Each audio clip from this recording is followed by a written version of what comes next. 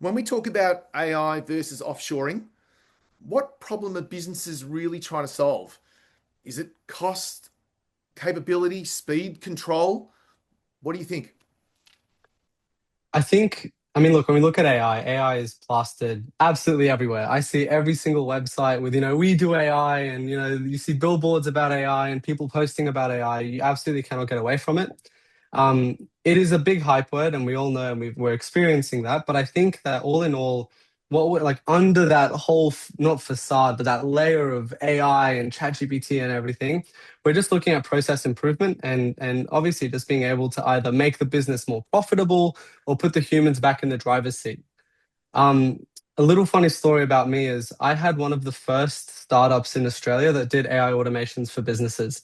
Now that's a blessing and a curse, right? Because on one hand, there's no competition. On the other hand, no one has any clue what AI automation is. So you just have to pitch it and you have to explain it and you have to get really creative. We found that we got our first client by not talking about AI once, automation once. We just promised, we showed them what the outcome was, which was, look, your employee is going to be much more effective.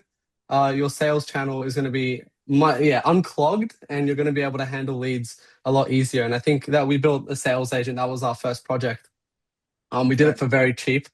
But overall, you see that they weren't interested at all about the AI. They were interested about the value. And nowadays, everybody associates AI with the process improvement. But at the end of the day, it's the same thing. We're looking for how do we make ourselves more efficient?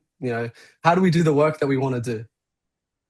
And I suppose that's what's offshoring has provided that for a very long time, hasn't it? So is this actually then a competition? Or is AI and offshoring solving different problems and challenges that we somehow have lumped together? So actually, yeah, I wanted to challenge the who will win the race. I don't think there is a race. I think that it's a hand in hand sort of marathon. We're kind of using both services where we see fit. And I recently ran a workshop and I interviewed all of the onshore team members as well as one of the offshore team members that they had. Um, all of the onshore team members, we found processes that it made business sense to automate. At the end of the day, like, your payback period is X months, whatever the math was. I couldn't find one single thing that we could automate with the offshore person without it being just a ridiculous project.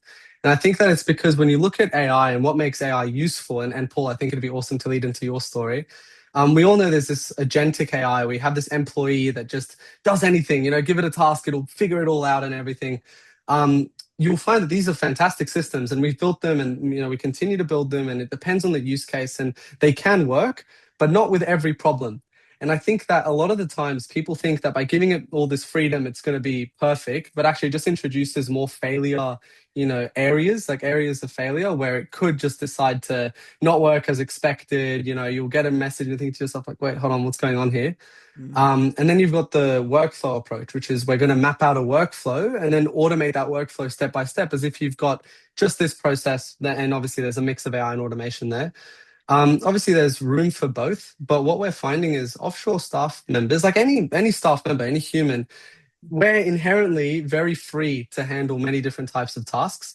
And I think that that's where there's certain positions, and when I say certain, there's a lot of them, where it's going to be really hard to just throw an AI at it in a cost-effective way. And that's obviously where we want to consider staff, so humans and offshoring. You'll find that typically in account management positions, areas where it's not one task, but many tasks. You just have to be on top of many different things, many different services. And then you've got these workflows where, every month I have to do this. At the end of the quarter, I've got to do this for all of my clients. And it's like it's the same process 80% of the time. It's the same across 80% of the clients. And so that's when you can say, okay, maybe this is the area where we introduce AI. There's obviously a need for it, but also it's going to be very, very cost effective. Yeah, running AI is practically free. So Okay. Interesting. I'll share my story in a second. Michael, have you got anything you want to add to that, mate, before I I share this I interesting think story that businesses only happened only an hour ago? yeah, I think businesses are problematic in that they're subject to the marketing that other companies produce, right?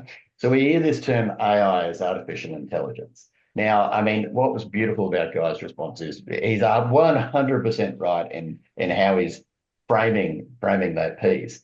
The difference is that the AI tools that we've got now, where he was talking about agentic AI versus automation intelligence versus all those things, you go, right? What does AI actually stand for?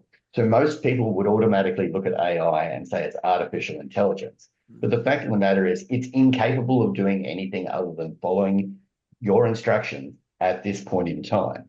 So what we've really got to look at is what type of answers is it providing? And it's really actuarial intelligence. So it's taking averages of all of the inputs that it's seen, predicting what it's seen most frequently with how those algorithms are built, and then providing you an answer that smooths those pieces out. And so when we're talking about the difference between AI and offshoring to start with, I think about the difference between what process, repetitive process that follows an identical process 100% of the time, as guys described, Yeah. that can be using the tool first, as opposed to having some sort of independent thought provided by a real person.